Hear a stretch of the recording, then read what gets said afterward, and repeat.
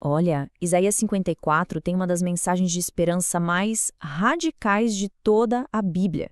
A gente vai mergulhar aqui para entender como uma história que começa com profunda vergonha, com desolação, se transforma numa promessa de restauração que é simplesmente inacreditável. E logo de cara, a passagem já abre com uma ordem que soa crase cruel. Pede a uma mulher estéril, o símbolo máximo da vergonha, do fracasso naquela cultura, para cantar de alegria. É um paradoxo, né? E a gente já fica com aquela pergunta na cabeça, mas por quê? Pois é, essa é a grande pergunta que vai guiar nossa análise. E para a gente encontrar a resposta, o primeiro passo é entender o mundo e a dor por trás dessa figura tão desolada. Ok, então vamos lá, vamos mergulhar de cabeça nesse tal de Cântico da Mulher Estéril. Porque, pensa bem, para a gente entender a alegria que é prometida, primeiro a gente tem que sentir o peso da vergonha que está por trás dessa metáfora toda. É que assim, no antigo Israel, a esterilidade não era só uma tristeza pessoal, sabe? Era muito mais. Era vista como uma maldição mesmo, o fim de uma linhagem, era como se o nome da pessoa fosse apagado da história. E o texto usa essa imagem, que é devastadora, para personificar Jerusalém. Uma cidade que estava destruída, exilada, em ruínas e, basicamente, sem futuro nenhum à vista. Certo, então, por que cantar no meio da ruína? A gente se pergunta isso, né? Mas o texto não enrola, ele vai direto ao ponto. A razão é uma promessa. Uma promessa de uma virada de jogo tão completa, mas tão inacreditável que desafia qualquer lógica.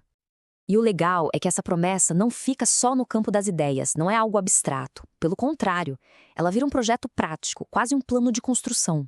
É o que estamos chamando aqui de a arquitetura da esperança. E tudo começa não com um sentimento, mas com uma ordem bem clara para construir. A ordem é essa: amplia o lugar da tua tenda. Agora, para e pensa no que isso quer dizer. Não é para construir um palácio de pedra, algo fixo. É para expandir um lar nômade, uma tenda. É uma imagem superpoderosa de flexibilidade, de crescimento. É sobre se preparar para uma bênção que vai ser tão grande, mas tão grande, que o espaço atual simplesmente não vai dar conta. O que é mais fascinante aqui é ver como a esperança vira uma coisa prática. É quase um manual de instruções, um passo a passo. Olha só: ampliar, estender, alongar e firmar. A esperança aqui não é um sentimento passivo de ficar esperando acontecer, não.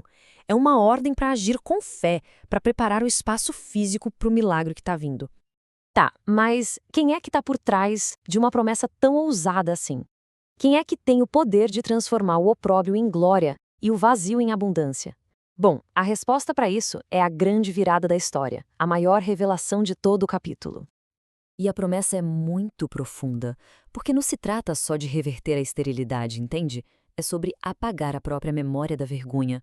É uma cura tão completa, mas tão completa, que remove não apenas a situação, mas também a cicatriz emocional do passado. E aqui, gente, é o ponto de virada. A mulher abandonada descobre que, na verdade, ela tem um marido. E olha só os títulos dele: Criador, Senhor dos Exércitos, Redentor, o Santo de Israel. Cada um desses nomes revela uma parte do poder e do compromisso dele, que vai desde o amor mais íntimo até o domínio total sobre a terra inteira. Depois que essa identidade é revelada, a perspectiva muda, tipo da água para o vinho. Agora a gente pode colocar a dor do passado de um lado e a promessa do futuro do outro. E quando a gente faz isso, nossa, o contraste é simplesmente impressionante. A certeza da promessa está exatamente nesse contraste, que é gritante. A ira, o sentimento de abandono, tudo isso foi sentido como um breve momento. Mas a compaixão, a benignidade, essas são eternas. A dor foi passageira, a aliança é para sempre. E tem uma palavra hebraica para essa benignidade eterna, que é hesed. E olha, isso é muito, mas muito mais do que um simples sentimento. Hesed é a base, o alicerce de toda essa promessa. É um amor que vem de uma aliança, um amor leal, que não desiste nunca, não importa o que aconteça. É a garantia inquebrável por trás de tudo isso. E o mais incrível de tudo é que essa promessa não termina em Isaías 54. De jeito nenhum. Ela continua ecoando, ressoando por toda a história bíblica. Ela acaba se tornando um tema central nessa relação entre Deus e a humanidade. Repara só na progressão. Começa lá atrás com Sara, uma matriarca que não podia ter filhos. Depois, a gente vê isso com a nação de Israel, estéril lá no exílio. E aí, séculos depois, o apóstolo Paulo pega essa mesmíssima promessa e aplica a nova aliança a uma comunidade de fé que se espalha pelo mundo inteiro. O padrão fica muito claro. Onde a gente vê impossibilidade humana, o poder divino entra para criar vida e um futuro cheio de abundância. E tudo isso nos traz de volta àquela ordem do começo. Só que agora com uma pergunta que fica no ar.